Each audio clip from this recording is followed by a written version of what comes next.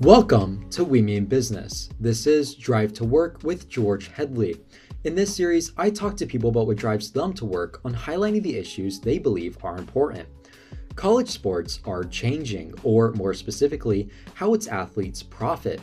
Since 2021, college athletes have been able to use their name, image, and likeness to profit off of brand deals and boosters, who are alumni or individuals involved with the university's athletics program through donations or endorsements. However, starting July 1st, 2025, NIL deals between boosters and athletes are not going directly through universities, per NCAA after a legal settlement. Additionally, universities are now directly paying their athletes through legal damages.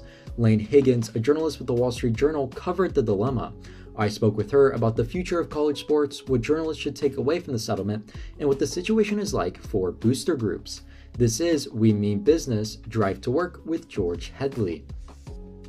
I really want to talk about your story that you did with Rachel Bachman, which was the billion-dollar question looming over college sports.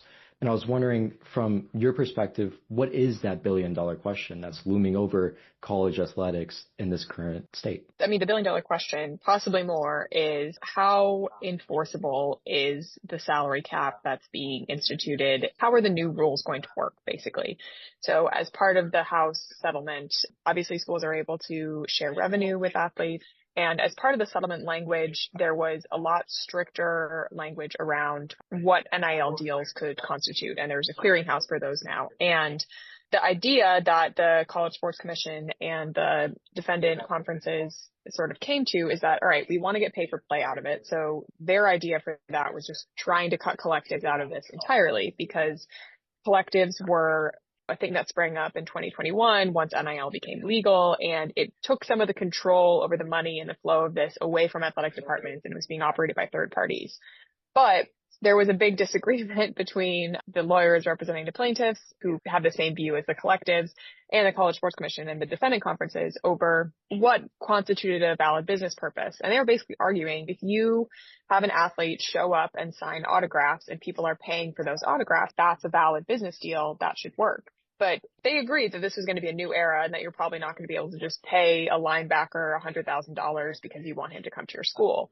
So basically the money is being redirected in theory, and it's these boosters that were suddenly tapped on to spend all this money on college sports being told that they can't spend money in the same way anymore. And it seems kind of anti-free market if you're going to be instituting that sort of cap. So even though this is something that everyone agreed to, the devil's kind of in the details. And the question is not just based on what these rules are, what's going to happen, but the question is, okay, so then what happens if you break the rules? And that was one of the biggest downfalls of the NCAA over the last few years, is that the enforcement was very light and people weren't afraid of a punishment if they broke the rules. So people were kind of doing that left and right.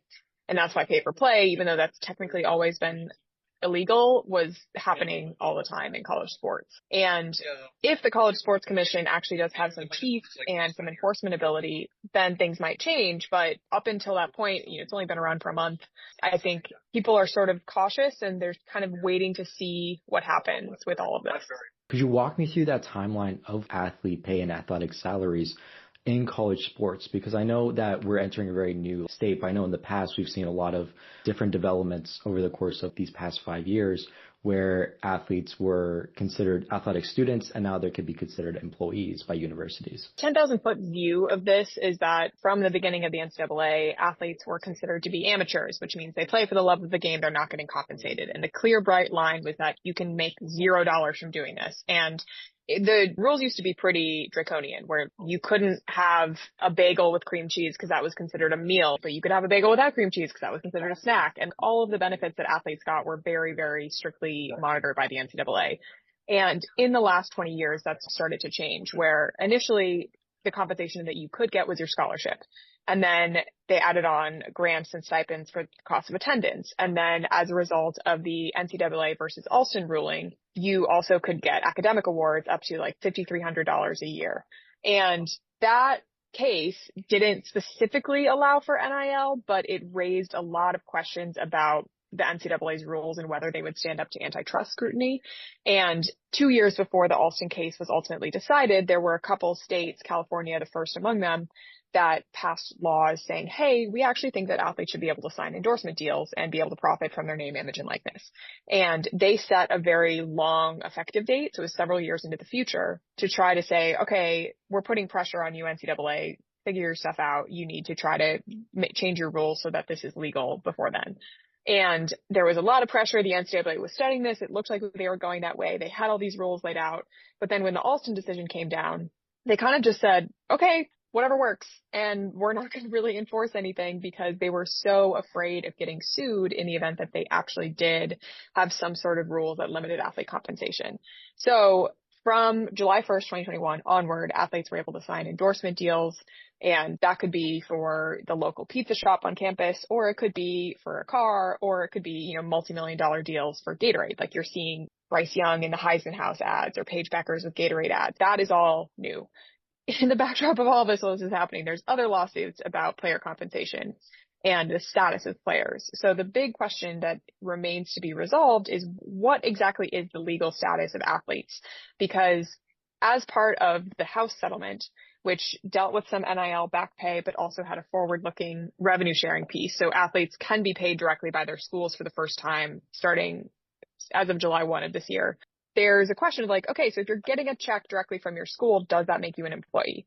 And athletes have always had a slightly different status than work study students at college, in that any old student that's going to ASU could potentially have a job through the university and get paid and still have their scholarship. But athletes, there was different rules around that for a while. And now the question is, all right, well, if there's a settlement or a judge that kind of arbitrarily set this cap for what compensation is, should the athletes have any say in being able to negotiate that? And can you negotiate that if you don't have some sort of representative body? And, is that representative body a collective bargaining agency like a players union? And can you have a players union if you're not employees?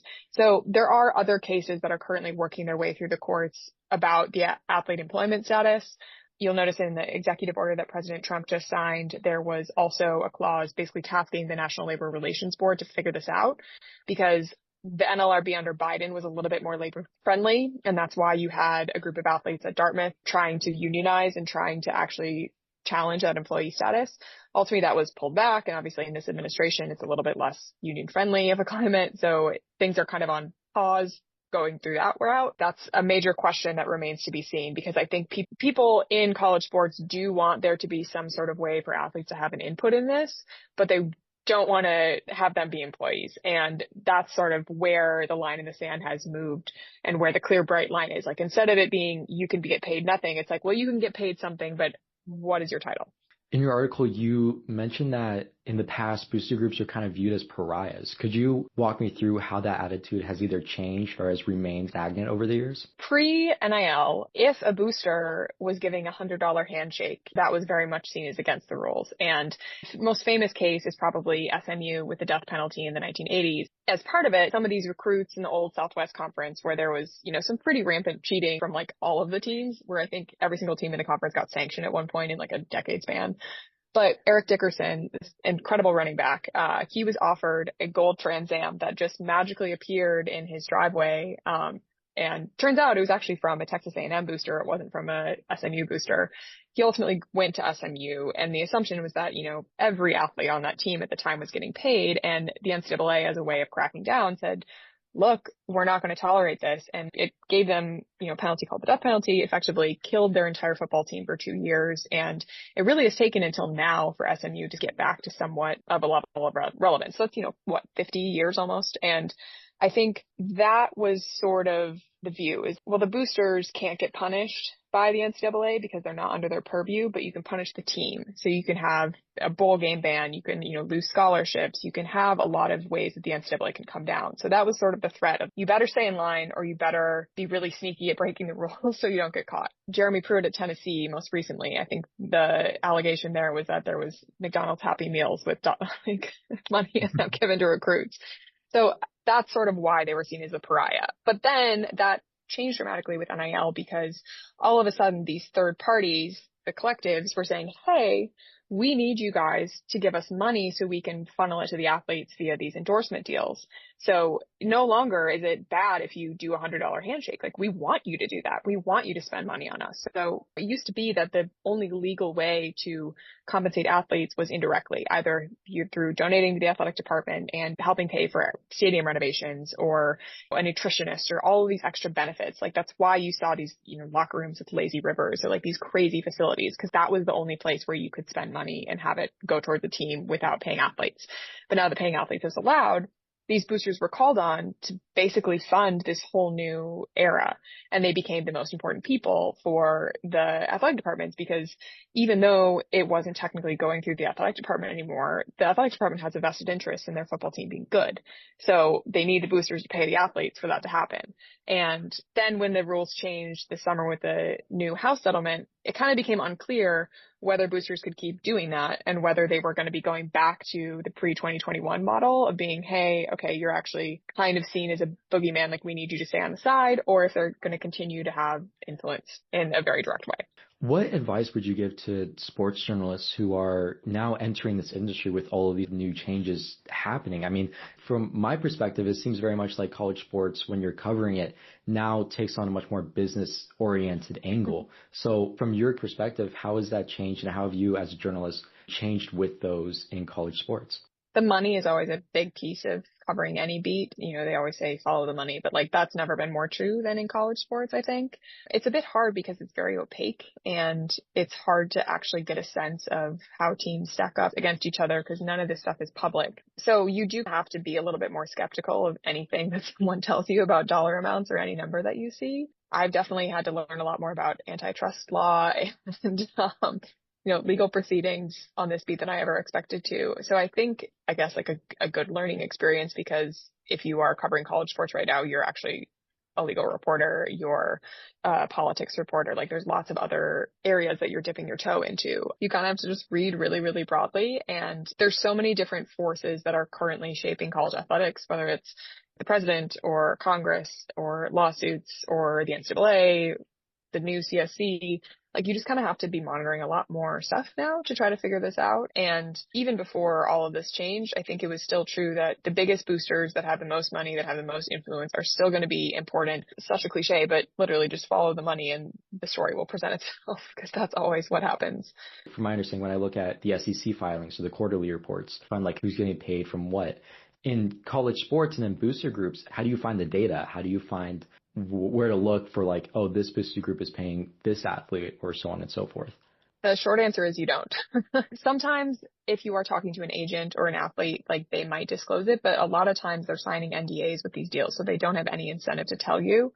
Sometimes it's the chatty booster that's bragging about how much a school is getting, but like, you just have to attribute it to them, because you're not seeing receipts on this stuff. Mm-hmm. And in the previous era, there was a couple platforms like Open Doors or Sanel, and there's some platforms that do a lot of these deals. They don't capture the entire marketplace, but they have enough of a volume of data that they say, hey, this of the deals that were reported to us, here is what we have. You can kind of get a ballpark sense, but it's never going to be perfect. And you just kind of know that going in, that any data that's claiming to say the marketplace is worth this much, or this is the average that a SEC offensive lineman makes, you kind of just don't know. And you're taking it with a boulder of salt.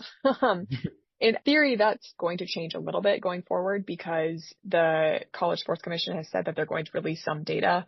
We don't know how granular that's going to be, but in theory, if there is a central body that's collecting all of this information on college sports deals, there should be a little bit more transparency around it. I'm not too optimistic for how that's going to be, but some of the issue is that in the past, you could sometimes FOIA some of this stuff, but because the College Sports Commission is a private entity, and because all these schools are like, oh no, it's a trade secret how much we're paying our athletes. So like, they are trying to keep a firewall around this information, because they don't want it to get out, because if you're not spending the maximum, you don't want to be called out on that, because then a recruit will see that and potentially not go to you. So yeah, it's tough, because no one in the industry has an incentive to do this. The only bright spot is that the public schools, they do have some financial disclosures. There is data out there on athletics revenue, and most of the conferences are also 501c3s.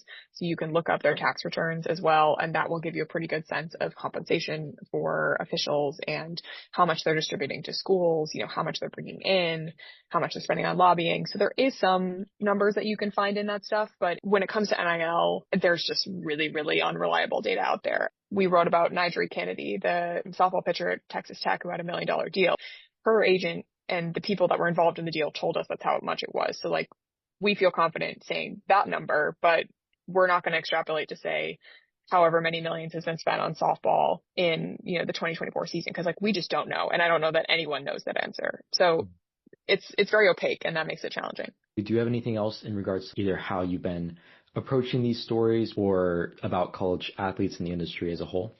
The moment that we're at right now feels a bit like July of 2021 as well, in that it's still so new and there's going to be a lot of consequences, but we kind of need some things to unfold first. So it's just a fascinating time to be observing, because that's kind of all you can do right now. And until there's a little bit more data on the page, we can't definitively say whether this is going to work or whether it's not. And I think you're hearing a lot of commissioners say, let's give this a chance. Let's not just rip it because there's hiccups from the get-go. So, I'm fascinated to see how this works, whether this works and, what sort of consequences there will be for the rest of the athletic department if you are spending so much money on football. What happens to soccer? What happens to baseball? All these other things. So yeah, this is a huge turning point moment in college sports, definitely. And you could argue some of the athlete compensation is long overdue, but I think it's not so much the what, it's the how. And that's, I think, the most fascinating piece of this. And that's also something that's going to change as people figure out how to game the system, because no matter what industry you're in, people are always going to find the little loopholes and the ways that they can have an advantage. And then it's like whack-a-mole of closing those. And I think that we're in the midst of people trying to sniff those out right now. And it's, it's interesting to me. All right, sweet. Well, thank you so much for your time, Laine. It was so nice to meet you. Yeah, of course. Thanks so much, George. That was Laine Higgins, a journalist from the Wall Street Journal. She wrote the article, "The Billion-Dollar Question Looming Over College Sports." And this is We Mean Business, Drive to Work with George Headley.